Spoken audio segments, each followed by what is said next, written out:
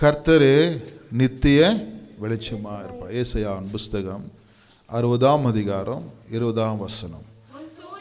உன் சூரியன் அஸ்தமிப்பதில்லை. உன் சூரியன் இனி என்ன பண்ணல, அஸ்தமிப்பது இல்லை. சூரியனுக்கு ஒரு நேரம் இருக்குதுங்க. அது நம்ம இந்தியாவுக்கு ஒரு நேரம் இருக்கிறது. அது மாறி அது உதிக்காது. அது கரெக்டாக காலை 6 மணிக்கோ 7 மணிக்கோ 8 மணிக்கோ வரும், சாயங்காலம் 5 மணிக்கு 6 மணிக்குள்ளே போயிடும். அது நிரந்தரமாக நிற்காது. அதுக்கு ஒரு நேரம் இருக்கிறது. சில நாட்கள் சூரியன் வர்றதில்லை. இப்போலாம் சூரியனை பார்க்க பாருங்கள், பனிக்காலம் பாருங்கள், சூரியனை பார்க்க முடிய மாட்டேங்குது. தொடர்ந்து போன மாதத்தில் மழை பெஞ்சு பாருங்கள், சூரியனை பார்க்க முடியல. இப்படியே சூரியன் எப்படா மறைஞ்சு போகும். அதை வாசிக்கிறவாங்க. உன் சூரியனி அஸ்தமிப்பதில்லை, உன் சந்திரன் மறைவதும் இல்லை. கர்த்தர் நித்திய வெளிச்சம், eternal light. God is eternal light. உனக்கு ஒரு வெளிச்சம் வேணும். இப்போ நிலா வெளிச்சம் இருக்குது பாருங்க, பாடம் படிக்க முடியாது. இது கர்ச்சிப்பு வச்சுக்க, பெரிய கர்ச்சிப்பு ஒன்று முன்னாடி மைக் இருக்குது. எல்லாரும் கர்ச்சிப்பு வச்சுக்கணும். கோல்டு வைரஸ் பரவுது, எல்லாருமே நல்லா சொல்கிற பெரிய நல்ல ஒரு கர்ச்சிப்பு வச்சுக்கோங்க. கோல்டுக்கு ஆவி பிடிங்க, நல்ல மெடிசன் எடுங்க, கோல்டு கண்ட்ரோல் பண்ணுங்கள். கோல்டை விட்டுறது அம்மா அப்படி தான் விட்டுட்டு தான் சளி நாங்கள் லெங்ஸை கட்டிக்கிச்சு. அது கரைக்க முடியாமல் ரொம்ப கஷ்டப்பட்டு தான் மூச்சு அடிச்சிக்கிச்சு. கோல்டுன்னு விட்டுறாதீங்க, சளின்னு விட்டுறாதீங்க. அது வால்வை பிளாக் பண்ணிக்குது. எதுவும் நாங்கள் அப்பா கூட சளி தான் ரொம்ப அடிச்சிக்கிச்சான். அதனால் சளி கோல்டுன்னு சாதாரணமாக விட்டுறாதீங்க. நெருப்பு அப்படித்தான் சளி கோல்டுன்னா லெங்ஸை சாப்பிட்றோம். அது அதில் சுடு தண்ணி குடிக்கணும். குளிரில் வரும்பொழுது, இல்லைன்னா செகண்ட் சர்வீஸ்க்கு வரணும். ரொம்ப கோல்டு இருக்கிறவங்க ஃபஸ்ட் சர்வீஸ்க்கு வராது. 5:30 மணிக்கு பனி ஊற்றுது, அப்படியே மலை மாதிரி ஊற்றுது. ஹல்லேலூயா. நல்ல ஒரு டாக்டரை பார்த்து மெடிசின் எடுத்துக்கோங்க. வராமே சொல்லுவோமா? ஹல்லேலூயா. நிலா வெளிச்சத்தில் பாடம் படிக்க முடியாது. அது அந்த ஒரு குறிப்பிட்ட வெளிச்சம் தான் காட்டும், ரொம்ப அதிக வெளிச்சத்தை கொடுக்க முடியாது. அது சும்மா ஒரு நடந்து போகலாம், அவ்வளோதான். அதான் உன் சந்திரன் மறைவதும் இல்லை, கர்த்தர் உனக்கு நித்திய வெளிச்சம். அப்படின்னா சந்திரன் ஒரு நேரம் குறைஞ்சி போகுது, அந்த வெளிச்சம் உனக்கு போதாது. சூரியனுடைய வெளிச்சம் போதாது, அது குறிப்பிட்ட நாட்கள் தான் வெளிச்சம் கொடுக்கும். ஆனால் கர்த்தரோ நித்திய வெளிச்சமா. கைத்தட்டி கர்த்தர் நித்திய வெளிச்சம். அப்படின்னா அவருக்கு டைம் கிடையாது. இந்த டைம் தான் உனக்கு உதிக்கணும், இந்த டைம் உதிக்க கூடாதுன்னு எல்லாம் கிடையாது அவர்கிட்ட. சூரியனுக்கு ஒரு நேரம் இருக்குது, அது அந்த பக்கம் போயிடும். ஆஷா என்ன சொல்றது, அருவேப்ப கண்ட்ரிக்கு போயிடும் பாருங்க, அங்கிருந்து இப்போ காலைல வரும் பூமி சுத்ததுனால. ஆனால் கர்த்தர் அப்படி அல்ல, எப்பவுமே நித்திய. அதான் எட்டர்னல் லைட். சொல்லுமா ஆமென்? கைத்தறி கத்த நித்திய வெளிச்சமா இருப்பார். அப்ப என்ன நமக்கு முடிஞ்சு போகுமா? துக்க நாட்கள் முடிந்து போகும். வெயில் தேவைப்படுறவங்களுக்கு வெயில் மறைஞ்சிச்சுனாக்கா அந்த வியாபாரம் நின்றோம். அந்த காயிறதோ வேலை செய்யறதெல்லாம் அது போயிடும் பாருங்க. அது போயிடும் பாருங்க. அது இது பிரைட்டுக்கு பேக்ப்பா செல்லும் போயிடும் பாருங்க அது. ஆனால் நம்ம ஆண்டவர் அப்படி இல்லை. எப்படிக்காரா? நித்திய வெளிச்சமா இருக்கிறார். அவர் எப்பவுமே மறைய மாட்டார். 19 வாசிக்கிறோம். இனி சூரியன் உனக்கு பகலிலே வெளிச்சமாயிராமல், வெளிச்சம் இருக்காது, வெளிச்சம் இராமல் சந்திரன் தன் வெளிச்சத்தால் உனக்கு பிரகாசியாமல் சந்திரனுடைய வெளிச்சம் உனக்கு பிரகாசியம் அதிகமான ஒரு வேலை செய்வதற்கோ படிப்பதற்கோ இல்லாம இருக்கலாம். கர்த்தரே உனக்கு நித்திய வெளிச்சமும், கர்த்தரே உனக்கு நித்திய வெளிச்சமும், உன் தேவன் உனக்கு மகிமையா. கைத்தட்டி மகிமையா இருக்கும். அப்படி இருந்தா துக்கம் நாட்கள் முடிந்து போகும். என்ன முடிஞ்சு போகுமா? துக்கம். துக்கம் வராதுங்க. நிறைய பேர் போன வருஷம் நிறைய துக்கப்பட்டிருப்பீங்க. இந்த வருஷம் உங்களுக்கு துக்கம் வராது. விசுவாசமா சொல்லுங்க, கைப்பிடிச்சு சொல்லுங்க பக்கத்துல, உங்களுக்கு துக்கம் முடிஞ்சு போச்சு போன வருஷம். ஹல்லேலூயா. துக்கம் மாறி போச்சு. வெளிச்சம் இருந்தா துக்கம் வராது. இருள் இருந்தா பயம் வரும், இருள் இருந்தா என்ன பண்ண வேதனைகள் வரும். ஆனா வெளிச்சம் இருந்தா மகிழ்ச்சி வரும். கைத்தறி கத்திர மையப்படுத்துவோமா? பாருங்க, வாசிக்கலாம் மேல. Light of the day light of heavenly luminaries. Okay. Day, break, dawn, morning light. Daylight, lighting, light of lamp, light of life, light of prosperity, light of inspiration, light of face, Jehovah as Israel's light. இப்படி சொல்லின்னு போனாக்கா அவருக்கு ஆண்டுடைய ஒளியை வர்ணிக்கவே முடியாதான், அவ்வளவு ஒளியா இருக்கிறார். கைத்தட்டி கர்த்தரை மையப்படுத்துவோமா. ஆதியாகமம் புஸ்தகம் 1ஆம் அதிகாரம் 3ஆம் வசனத்துல, ஆதியாகமம் 1:3, இதுதான் பைபிளில் வெளிய பெரிய பவரை. ஒன்றும் சொல்ல மாட்டேங்கிறீங்களே. தேவன் என்ன பண்ணாரா? வெளிச்சம். என்ன இருந்துச்சு? 2ஆம் வசனம் வாசிங்க. பூமியானது ஒழுங்கில்லாம இருந்துச்சு, வெறுமையா இருந்துச்சு. 3வது இருள் இருந்துச்சு. ஏன்? லூசிபர் கீழே விழுந்ததுனால, தூதர்கள் கீழே விழுந்ததுனால, பெருமைனால கீழே விழுந்ததுனால பூமி ஒழுங்கில்லாமல் போனது. பூமி வெறுமையாய் மாறினது. பூமியில் என்ன இருந்துச்சா? இருள் இருந்துச்சா. ஜலத்தினால ஆண்டவர் பூமியை சுத்தப்படுத்தினார். பூமியில் என்ன இருந்துச்சா? இருள். 3 வெறுமை, ஒழுங்கில்லாம இருள் இருந்துச்சு. அப்ப ஆண்டவர் பூமியை உண்டாக்குறாரு. இப்போ உண்டாக்குற பூமியை சரிப்படுத்துறாரு. இப்போ அதுக்கு முதல்ல என்ன தேவையா? வெளிச்சம். நீங்கள் ஆஃபீஸ்க்கோ வீட்டிலேருந்து நைட்டில் 6 மணிக்கு 7 மணிக்கு வீட்டுக்குள்ளே வருவீங்க. ஃபஸ்ட் என்ன போடுவீங்க? வீட்டுக்குள்ளே வந்தோடனே வெளிச்சம், லைட்டு போடுவீங்க. நீங்கள் போடுற லைட்டு டெம்பரவரி, கரண்ட் இல்லைன்னா லைட் போட முடியாது. ஆனால் இந்த லைட் எடுங்க, பவர் ஃபுல்லாக லைட். ஆமாம், எட்டர்னல் லைட். கை தட்டி, எட்டர்னல் லைட். அந்த இருள் மூடிக்கொண்டு இருந்துச்சு பாருங்க. சூரியன் ஆண்டவர் 4 நாள் தான் படிச்சாரு. 10 வசனம் வாசிங்க. 10 வசனம். தேவன் வெட்டாந்தரைக்கு 10 வசனமா சேர்ந்த ஜலத்திற்கு சமுத்திரம் என்றும் பெயர். சூரியனை படிச்சதாமா 14 வசனமா?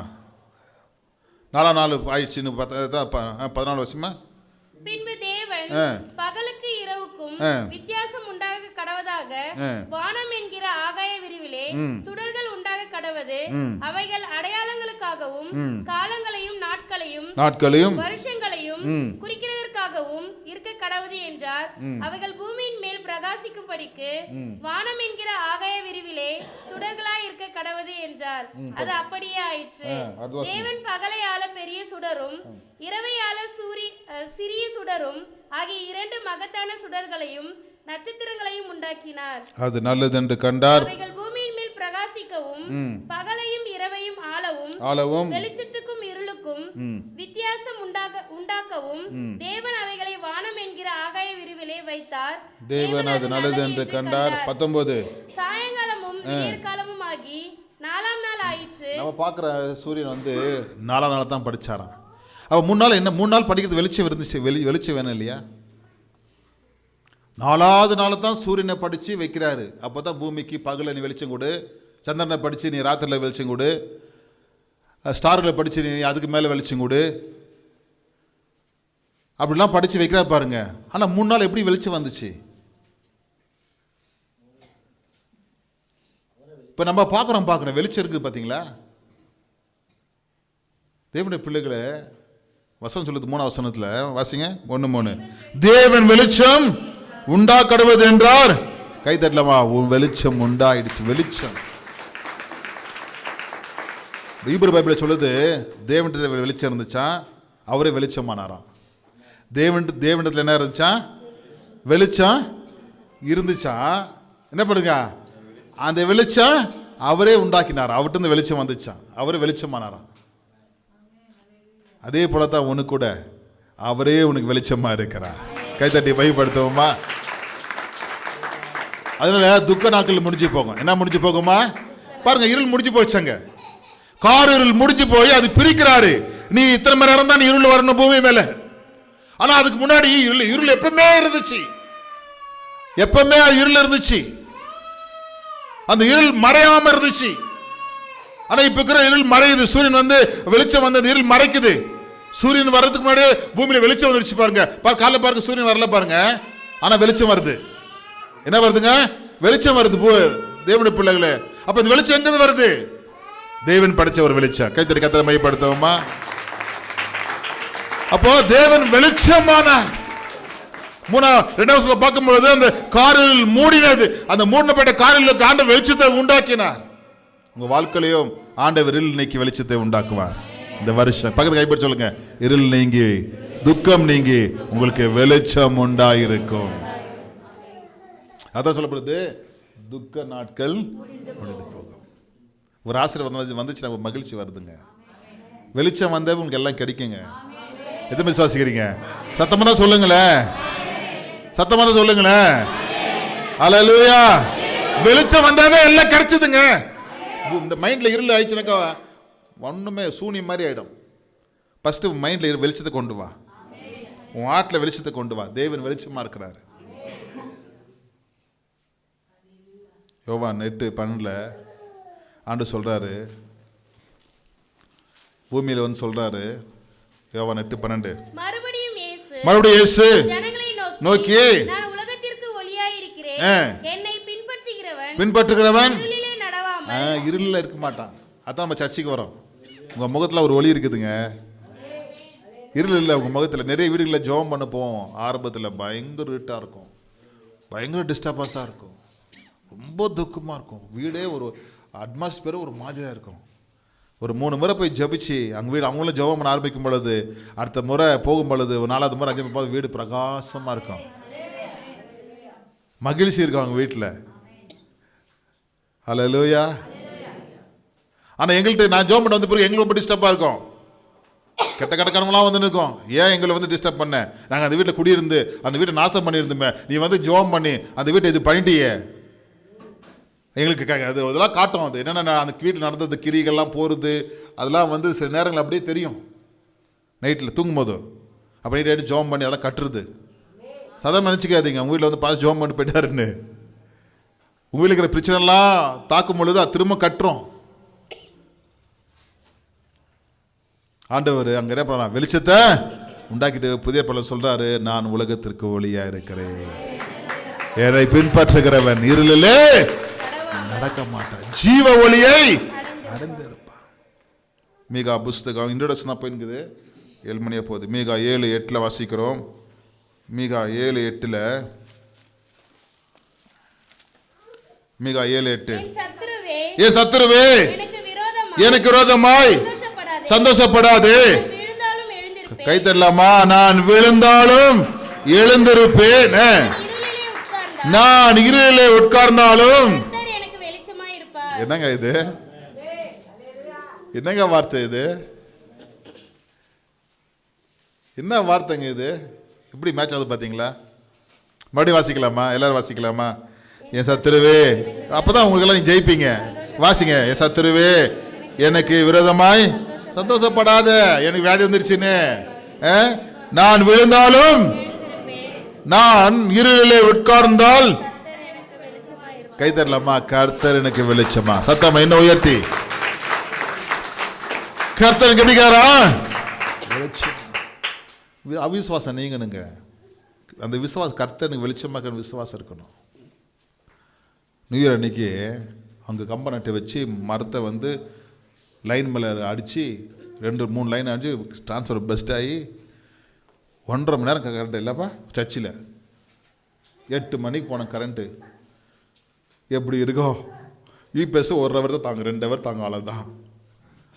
வருமா வராதா? உடனே இபிஐபி சாம்சனை போன அடிச்சு வர வச்சு அவங்க வந்து கலெக்ஷன் பார்த்துல பீஸ்லாம் போயிடலாம் போட்டு கரெக்டாக 9 மணிக்கு வந்துச்சு கரண்ட்டு. எது வந்துச்சுங்க?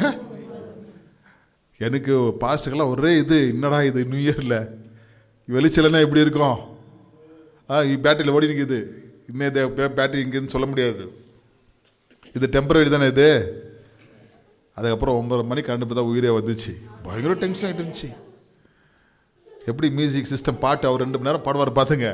இல்லைடா ஒன்றுமே பண்ண முடியாது. வின்சென்ட் கேளுங்க, ரொம்ப கஷ்டமாக இருந்துச்சு. எல்லா லைனில் கரண்ட் இருக்குது, இந்த லைன் இந்த டிரான்ஸ்ஃபர் லைன் ஃபுல்லாக கரண்ட் இல்லை. அந்த மாதிரி ஒரு போராட்டம் வந்துச்சு பாருங்க. கர்த்தர் அந்த ராத்திரியில் மாற்றிட்டார். கைத்தடி கர்த்தரை மையப்படுத்தமா. ஒரு அற்புதம் நடந்துச்சுங்க, உங்களுக்கு தெரியாது. காலைல தரவானா கரண்ட், நைட் 10 மணிக்கு தருவானா. அப்படின் போது இபிஎப்ஸ் டக்குன்னு வந்து ரெடி பண்ணி கொடுத்துறாங்க. 2 பேரும் வந்தாங்க, டக்குன்னு ரெடி பண்ணிட்டாங்க. ஆண்டவரே அது எவ்வளோ ப்ரெஷஸ் டைம் தெரியுமா? உடனே பாஸ்டர் சொல்கிறார், ஜென்ரேட்டர் வாங்கிடலாம் பாஸ்டர். எங்கே தேடுறது ஜென்ரேட்டர்? பாகுல ஜென்ரேட்டர் இருக்குதா? ஜென்ரேட்டர் போடலாமா? ஏன்னா நம்மளுக்கு முக்கியமான சர்வீஸ் பார்த்தீங்களா? அப்போ தான் அந்த கரண்ட் வேல்யூ தெரியுது. நீ இருளுக்கு மேலே தான் ஆண்டவர் யாரும் உனக்கு தெரியும். உனக்கு விசுவாசத்தை உண்டாக்கு, வெளிச்சத்தை உண்டாக்கு. சத்துருடைய பேசு, சத்துருவே நான் இருள் இருந்தாலும் வெளிச்சமாக இருப்பேன். கர்த்தர் வெளிச்சமாக இருப்பார். ஹல்லேலூயா. ராத்திரியில் கார் வச்சுக்கிறீங்க, பைக் வச்சுக்கிறீங்க, வீட்டிலேருந்து ஸ்டார்ட் பண்ணுறீங்க, பயங்கர இருட்டுங்க. வண்டி ஸ்டார்ட் பண்ணணும், என்ன போடுறீங்க? ஃபஸ்ட்டு லைட்டை போடுறீங்க. அந்த லைட்டு ஒரு பைக்குனா ஒரு 20 அடி காட்டும், கார்னா ஒரு 50 அடி காட்டும் லைட்டு. பார்க்குறோம், ஐயோ நான் இவ்வளோ இருட்டாகுது, மழை வேற பெய்த லைட்டா, என்னடா 20 அடி தான் பைக்கில் வண்டிக்கு லைட் காட்டுது, எப்படி போகிறது? இந்த 20 அடி வச்சுட்டு லைட்டு இவ்வளோ தூரம் தான் காட்டுது. ஐயோ போக முடியாது. ஆஃப் பண்ணிட்டு உள்ளே போயிடுறாங்களா? என்ன பண்ணுறாங்க? வண்டி மூவ் பண்ணாக்கா அந்த லைட் இன்னும் 20 அடி தள்ளி போகுது. திரும்ப கொஞ்சம் மூவ் பண்ணால் அந்த லைட் என்ன பண்ணுது? இன்னும் 20 அடி தள்ளி போகுது. அவங்க 100 கிலோமீட்டர் போனாலும் 200 கிலோமீட்டர் போனாலும் என்ன பண்ணுது? லைட்டு முன்னாடி தள்ளி தான் போகுது, பின்னாடி போகிறதே கிடையாது. ஆனால் உன் விசுவாசம் மட்டும் பின்னாடி போயினே இருக்குது. எப்பாவது யோசித்து பார்த்துக்கிறீங்களா? கார் ஆகட்டும், பஸ்ஸாக இருக்கட்டும், அந்த பயங்கர இருளில் அந்த வண்டி போகும்பொழுது லைட்டு போயினே இருக்குது முன்னாடி. அதே போல தான் கர்த்தர் உனக்கு இருளில் வெளிச்சமாக இருப்பார். கைத்தட்ட மாட்டேங்கிறீங்களே? வாசிக்கலாமா? சத்ருவே வாசிங்க. என் சத்ருவே சந்தோஷப்படாதே, நான் விழுந்தாலும் எழுந்திருப்பேன். எனக்கு மல்கியா 4:2 அதே புஸ்தகத்தில் மல்கியா அடுத்து திருப்புங்க. மல்கியா 4:2 ஆனாலும் என் நாமத்துக்கு பயந்திருக்கிற உங்கள் மேல் நீதியின் சூரியன் உதிக்கும், ஆரோக்கியம் இருக்கும். நீங்க வெளியே புறப்பட்டு போய் கொளுத்த கன்றுகளைப் போல வளருவீர்கள். சூரியன் உதிக்கும் பொழுது, நீதிய சூரியன் கர்த்தர் உதிக்கும் பொழுது, வெளிச்சம் உதிக்கும் பொழுது உங்களுக்கு என்ன வருதா? ஆரோக்கியம். அங்க இருள் போகுது, இங்க என்ன வருதுங்க? ஆரோக்கியமா இருக்கணும். ஆரோக்கியத்தை நீங்க பெற்றுக்கொள்ளணும். அத்தனை சர்ச்சை ஜெபம் பண்ணுவேன், அதோட சுகம் தாங்க ஆண்டவர். நிறைய பேர் கேட்க மாட்டேங்கிறீங்க. பரவாயில்ல, எனக்கு மாத்திரை இருக்குது, எனக்கு மாத்திரை இருக்குது, எனக்கு மாத்திரை இருக்குது, மாத்திரை இருக்குது, மாத்திரை தான் நீங்க வாழ்றீங்க. ஆனா மாத்திரை காட்டிலும் கர்த்தர் பெரியவரா இருக்கிறார். எத்தனை விசுவாசிக்கிறீங்க? ஹல்லேலூயா. ஒரு சகோதரன் பிளட் கிளாட் ஆயிடுச்சு. ஒரு வாரம் ஹாஸ்பிட்டல் இருந்தார் நிம்மான்ஸில். ஜெபம் பண்ண போயிருந்தேன்.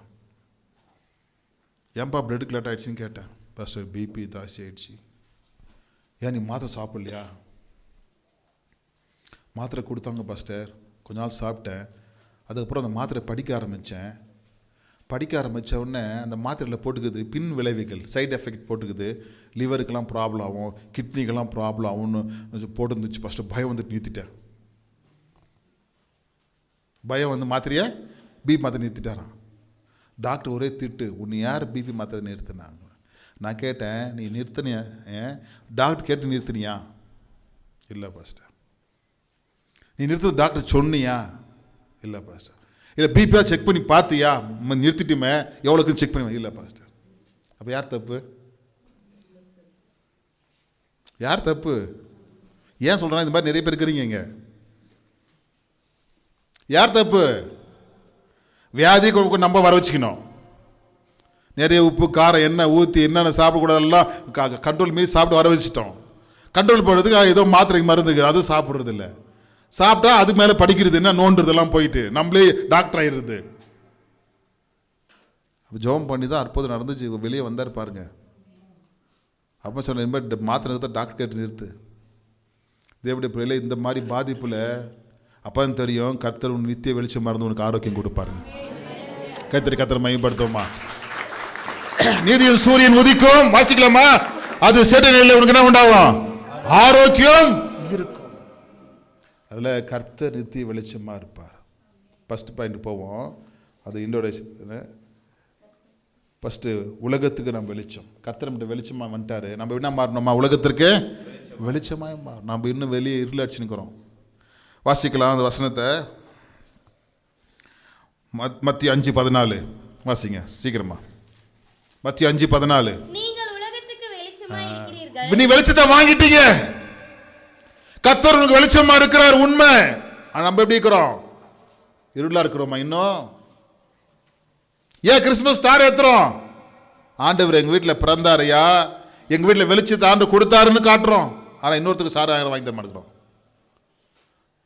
இன்னொருத்துக்கு யாராவது ஸ்டார், நான் என்ன ஒரு 4 பேருக்கு ஸ்டார் வாங்கி கொடுத்தேன் யாருக்கிறீங்களா?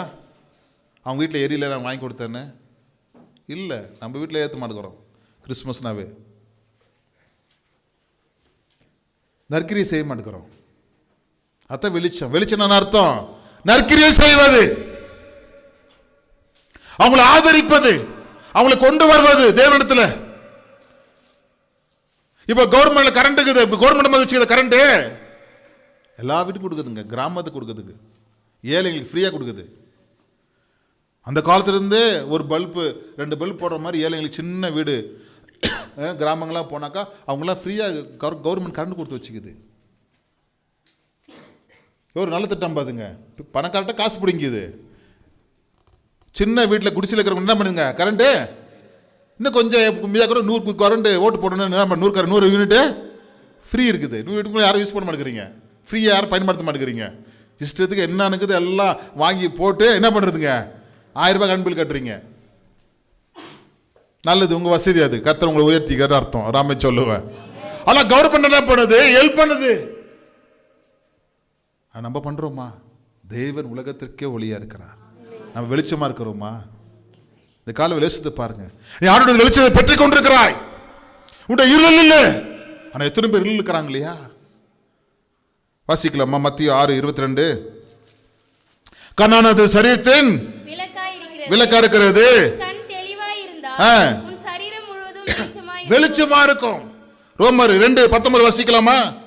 நீ வெளிச்சமா இருந்துட்டு பிறகு மற்ற வெளிச்சத்தை நீ காட்டணும். வாசிங்க ரோமர் 2:19.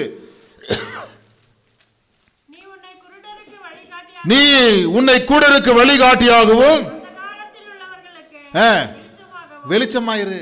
நீ குருடனுக்கு வழிகாட்டு. ஒரு பழமொழி இருக்குது. ஒரு குருட சொல்றாரு, ஸ்டிக் வச்சு போறாரு. மகனே பார்த்து வாடா, எல்லாரும் மொபைல் பார்த்து வந்து நம்மளை மோதிடுவாங்கடான்னு. என்ன பார்த்து வந்து? மொபைல் பார்த்து வந்து நம்மளை மோதிடுவாங்கடான்னு. கூட இப்போ ஒழுங்கா போறான் ஸ்டிக் பிடிச்சின்னு. ஆனால் கண்ணு வச்சுக்கிறவன் மொபைல் பார்த்து போய் கூட போய் மோதுறான். கார்லையும் பஸ்லையும் காவாலையும் மோரிலையும். தெரியுதா உங்களுக்கு? இது பார்த்துனே போகிறது. ரோடை பார்க்கறதே இல்லை. இது பார்த்துனே போய் எல்லாம் விடுறது, கீழே விடுறாங்க. கூட நீங்கள் நல்லா போகிறான் என் ஸ்டிக் பிடிச்சிக்கின்னு. ஒழுங்கா நல்லா இருக்கிறவன் ஒழுங்கா போக மாட்டேங்கிறான். யார் காரணம்? மொபைல். எங்கே பஸ் வருது, எங்கே ரோட்டில் போகிறோம் ஒன்று மறந்துடுறாங்க. நீ கார் ஓட்டுறவங்களாம் இன்னைக்கு மொபைலை நோண்டி தான் கார் ஓட்டுறாங்க. அப்புறமா வண்டி இப்படி போயிடுச்சு அப்படி போயிடுச்சா திருப்புறாங்க. இன்னைக்கு நிறைய ஆபத்துக்கு விபத்துக்கு வர காரணமே ஃபோனை நோண்டுறது. இன்னைக்கு குருடங்களாக ஆயிட்டாங்க நல்லவங்க. இன்னைக்கெல்லாம் பைபிள் சொல்லுது, வாசிங்க. நீ உன்னை குருடனுக்கு வழிகாட்டவும் வெளிச்சமாயிரு. நீ வெளிச்சத்தை வாங்கின பிறகு நீ வெளிச்சமாயிரு, பரிசுத்தமாயிருங்க. மற்றவங்களை பரிசுத்தத்தில் கொண்டு வாங்க. 2வது பார்க்கலாம், டைம் ஆகுது. 2வது கர்த்தருக்குள் எப்படிங்க வெளிச்சமாயிரு. 2வது பாத்தீங்க இடம் காணலாம். கர்த்தர்கிட்ட வெளிச்சமா இருக்கணும். ஆண்டு வெளிச்சம் வாங்கிட்டு ஆண்டவருக்கு இருள் காட்டுறது. வாசிங்க வசனம் வாசிங்க. அதுக்கு எபேசியர் 5:8 வாசிங்க. எபேசியர் 5:8. எபேசியர் 5:8. முற்காலத்தில் நீங்கள் அந்த காலத்துல இருந்து இருள்ல இருந்தீங்க. ஆதியாகமத்துல 1:2 வாசித்தோமே, காரிருள். அந்த காலத்துல இருந்தோம். பிசாசின் கிருள இருந்தோம், மந்திரத்துல இருந்தோம், சூனியத்துல இருந்தோம், பாவேருல இருந்தோம், தற்கொலைக்கு ஓடிக்கொண்டிருந்தோம். எது நீதி நியாயம் என்று தெரியாம இருந்தோம், பரிசுத்தம் இல்லாம இருந்தோம். அந்தரகத்தில் இருந்தீர்கள். இப்பொழுதோ கர்த்தருக்குள் வெளிச்சமாய் இருக்கிறீர்கள். எப்படி இருக்கிறீங்களா இப்போ? கர்த்தர்கிட்ட வந்த நீ வெளிச்சம். கைத்தட்டி கர்த்தரை மகிமை. கர்த்தருக்குள்ள வெளிச்சமாக்குற நீ. ஜெபம், பாட்டு, விசுவாசம், வசனம், ஆராதனை, மகிமை எல்லாம் இருக்கணும் உங்கள்கிட்ட. என்ன ஆண்டவர் இவ்வளவு வசமா சர்ச்சைக்கு போற, என்ன அற்புதம் நடந்துச்சு அப்படின்னா நீ இருள நீ மூடுற. நீ டார்ச் அடிச்சுட்டு கை இப்படி வச்சுக்கிற. எங்கப்பா அது செல்போன்? எங்க வந்து பாருங்க, இப்போ டார்ச் செல்போன்ல வந்துச்சு இல்லையா? என்ன பண்றோம்? இது அடிச்சுட்டு இருட்டில் இப்படி மூடி வச்சுக்கிறோம். இப்படி போறோம். எப்படி போறோம்? அப்போ ஆண்டு வெளிச்சம் கொடுத்துட்டாரு. என்ன பண்ற? வெளிச்சத்தை என்ன அற்புதம் நடந்துச்சு ஆண்டவர் எனக்கு. நான் என்ன ஆண்டு நல்லா ஆகிட்டேன். நான் என்ன ஆண்டவரை நான் இப்படி இருக்கிறேன். இன்னும் அவங்க பாரு ஆண்டவரை, நான் இன்னும் இப்படி மோசமாயிட்டேன் ஆண்டவரை. ஆனால் வெளிச்சம் என்னக்குதுங்க இருக்குது. நம்ம அவிசுவாசம் என்ன பண்ண, வெளிச்சத்தை மூடிட்டு இருளில் போயின்னுக்கிறோம். இந்த எப்படி நாங்கள் ஆண்டு ஆஸ்வதிப்பாரு. உன் கையாலே உன் வெளிச்சத்தை நீ மூடிக்கிற.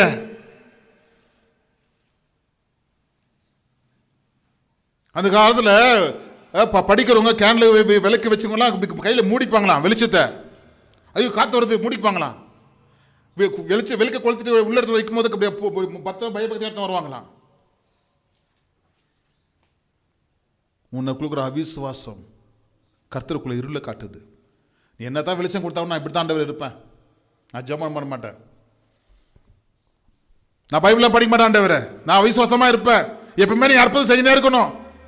அப்படிதான் வாழ்ந்து நிற்கிறோம். பைபிள் சொல்லுது. வாசிங்க அவைகள். வாசிங்க. அந்தகாரமா இருந்தீர்கள். கர்த்தருக்குள் வெளிச்சமா. கை தட்டலாமா? வெளிச்சமா இருங்க எப்பவுமே. அவிசுவாசத்தை கொண்டு வராதீங்க. இருள் பத்தி பேசாதீங்க. அந்தகாரத்தை குறித்து பேசாதீங்க. வியாதி குறித்து பேசாதீங்க. கஷ்டத்தை குறித்து பேசாதீங்க. துக்கத்தை முடிந்து போறது பத்தி பேசுங்க. ஆமென். துக்கம் மாறும் சொல்லி பேசுங்க. அப்பதான் நீ கிறிஸ்துக்குள் வெளிச்சமாக்குற. வாசி வசனம் வாசிக்கலாம். எபேசியர் 5:13 அதே அதிகாரத்தில். கலந்து கொள்ளப்பட்டு வெளிச்சத்தினால வெளியரங்கமாகும். வெளியரங்கமான எப்படி இருக்குமா? வெளிச்சமாக்குறது.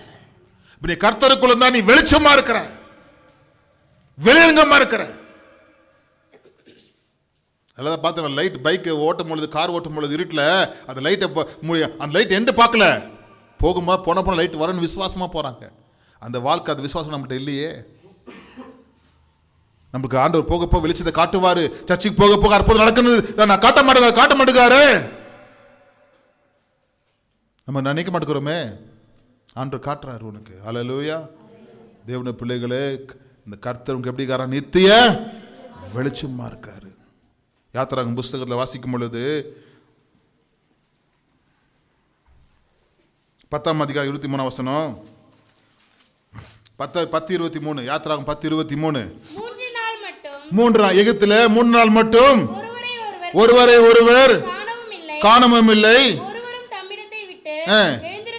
இஸ்ரவேல் புத்திரர் எகிப்திய புத்திரர்கள் ஒரு எழுந்திருக்கவும் இல்லை. யாவருக்கும் எனில் அவர்கள் வாசனைகளே. கை தட்டலாமா? வெளிச்சம் இருந்துச்சுங்க. எகிப்துல இருள் இருந்துச்சு. 3 நாள் எகிப்துல எழுந்திருக்கல. யாரும் வெளியே போக முடியலையா? ஆண்டவர் சூரியனை பிளாக் பண்ணிட்டாரு, சந்திரனை பிளாக் பண்ணிட்டாரு, வெளிச்சத்தை கொடுக்காதேன்னு. மோசே கரங்கள் நீட்டும் பொழுது, கோலை நீட்டும் பொழுது அந்தகாரப்பட்டுருச்சு எகிப்து. ஆனா அதே ஊர்ல இருக்கிற இஸ்ரவேலுக்கு என்ன இருந்துச்சா? அந்த வசனம் பார்க்குறீங்களா நீங்க? என்ன இருந்துச்சா? இதுதான் உலகம் அந்தகாரத்தில் இருக்குது, உலகம் பாவத்தில் இருக்குது, உலகம் விபாச்சாரத்தில் இருக்குது, உலகம் குடி போதையில் இருக்குது, கொலை போதையில் இருக்குது. ஆனால் கர்த்தர் உங்க வெளிச்சமா இருக்கிறார். கைத்தட்ட மாட்டேங்கிறீங்களே. கர்த்தர் உங்க எப்படிக்காரா? எப்படி கர்த்தர் உனக்கு வெளிச்சம்? அவனை இருட்டில் இழுத்து வந்தா கூட இல்லை நான் குடிக்காம இருக்க மாட்டேன் போவாங்க. இழுத்துட்டு வந்தா கூட இல்லை நான் விபச்சாரம் பண்ணாமல் இருக்க முடியாது போயிடுவாங்க. அவங்க வரமாட்டாங்க. ஆனால் நீங்கள் வெளிச்சத்துக்குள்ள வந்திருக்கிறீங்க.